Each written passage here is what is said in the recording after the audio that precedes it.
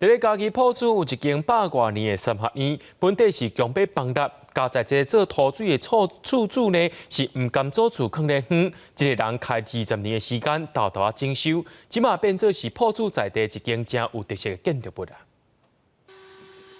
砖仔顶面的图样用刀仔偷偷甲磨，这间厝内底有各种无同款式的砖仔，拢是这位土水师一个人一块一块慢慢啊贴起来。因为唔甘把活动的做厝害去，所以只要有闲就当来修理。这一做就做了20天。怪兽来的，差不多1个小时、2个小时就全部，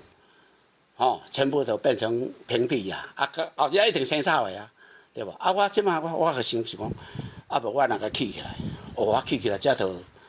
若要起就规个总到尾就一定总起啊。这间老厝内底，搁看到用这个较高的壁，当初因为上久放弃，本身会晓做土水的厝主。为室内到室外，唔但用砖仔来展示功夫，嘛展现创意，互这间100多平的老厝，成做埔子市一间真有特色的建筑。以前咱古早的庙、古早的庭院有人做安尼，毋过这个技术已经断去啊，无人咧做啊，所以即马搁恢复起来，搁用咱迄个传统的一个迄个怀旧也好，还是讲鼓励也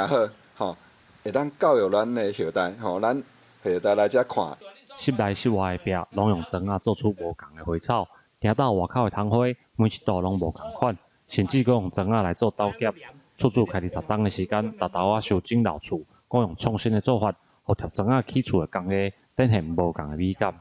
记者林伟霆，家己报道。